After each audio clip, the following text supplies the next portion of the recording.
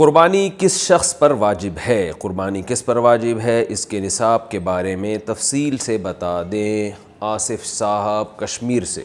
جناب آصف صاحب، قربانی کے نصاب میں 5 چیزیں دیکھی جائیں گی، 5، یہ خوب اچھی طرح دماغ میں بٹھا لیں۔ اور یہ 5 چیزیں کس دن دیکھی جائیں گی؟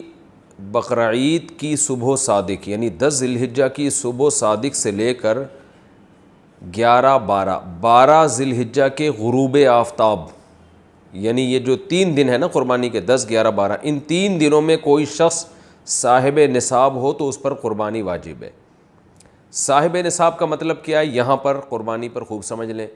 سونا ہو کسی کے پاس، یا چاندی ہو، یا مال تجارت ہو۔ تجارتی مال کا مطلب وہ چیز جو بیچنے کی نیت سے خریدی ہو، کوئی پراپرٹی ہے بیچنے کے لیے خریدی، دکاندار کا جو جتنا سامان دکان میں پڑا ہوتا ہے سب بیچنے کے لیے خریدا ہوتا ہے، کوئی کپڑا آپ نے خریدا تھا، خریدتے ہوئے بیچنے کی نیت تھی، تو یہ تجارتی مال کہلاتا ہے۔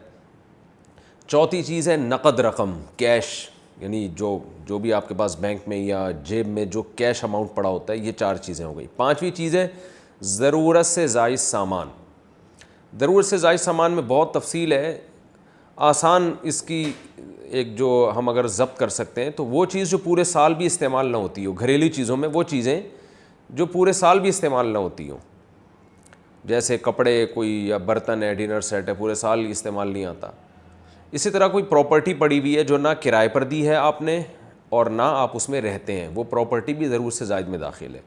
تو یہ جو 5 چیزیں ہیں، کسی کے پاس یہ 5 چیزیں، ان کی جو ویلیو لگائی جائے گی تو ان 5 چیزوں کا مجموعہ اگر 52.5 تولہ چاندی کے برابر ہے، 52.5 تولہ چاندی آج کل 65-70 ہزار کے لگ بھگ ہے، نیٹ پہ سرچ کر لیے گا، تو کسی کے پاس یہ 5 چیزیں، یا 5 میں سے 4 چیزیں، یا 4 میں سے 3 چیزیں، یا 3 میں سے 2 چیزیں، یا کوئی ایک چیز 52.5 تولہ چاندی کے برابر ہے، اور یہ بقرعید کی صبح صادق سے لے کر ذی الحجہ کی 12 تاریخ کی غروب آفتاب سے پہلے تک رہتی ہے اس کے پاس، تو ایسے شخص پر، یعنی بقرعید کی صبح صادق کے وقت اس کے پاس یہ نصاب موجود تھا، اور یہ 13 تاریخ کی ذی الحجہ تک اس کے پاس یہ نصاب موجود رہتا ہے، تو وہ صاحب نصاب کہلائے گا۔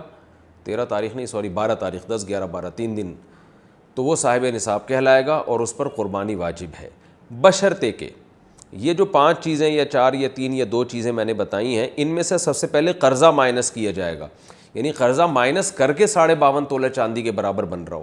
اسی طرح گیس بجلی کا بل جو ان کے اوپر لازم ہے وہ بھی اس میں سے، یا جو مہینے کا راشن آئے گا وہ بھی مائنس کیا جائے گا، جو گھر کا ضروری راشن ہوتا ہے نا وہ بھی مائنس کیا جائے گا۔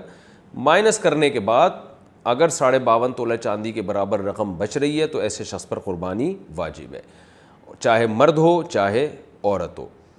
تو عورت کیسے قربانی کرے گی؟ سونا خواتین کے پاس بہت ہوتا ہے، چاندی ہوتی ہے، چاندی نہیں بھی ہو تو سونے کے نصاب جو ہے اس کے ساتھ اگر 1 روپیہ بھی ہے تو وہ بھی 52.5 تولہ چاندی کی قیمت دیکھی جائے گی اس میں بھی۔ تو عورت کیسے قربانی کرے گی؟ اس کے پاس تو کیش نہیں ہوتے عام طور پہ، تو پورے سال جمع کرے، تھوڑے تھوڑے اپنی جیب خرچی سے بچایا کرے، یا سونا کو بیچ کر کرے۔ البتہ کسی کے پاس صرف سونا ہی ہے اور یعنی باقی 4 چیزوں میں سے کچھ بھی نہیں، 1 روپیہ بھی نہیں ہے، تو پھر 7.5 تولہ سونا جب تک نہیں ہوگا قربانی واجب نہیں ہوگی۔ یعنی سونے کے ساتھ اگر چاندی ہے یا پیسے ہیں یا تجارتی مال یا ضرورت سے زائد سامان ہے، پھر سونے کی ویلیو دیکھی جائے گی، سونے کو نہیں دیکھا جائے گا۔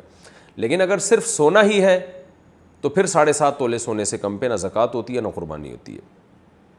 تو یہ ہے، تفصیل سے آپ کو بتا دیا۔ تو آپ چاہیں تو اس میں ایک گائے میں حصہ لے لیں، چاہیں تو بکرا لے لیں، چاہیں تو دمبا لے لیں، مرد پر الگ واجب ہے، عورت پر الگ واجب ہے، جو بھی صاحب نصاب ہوتا ہے۔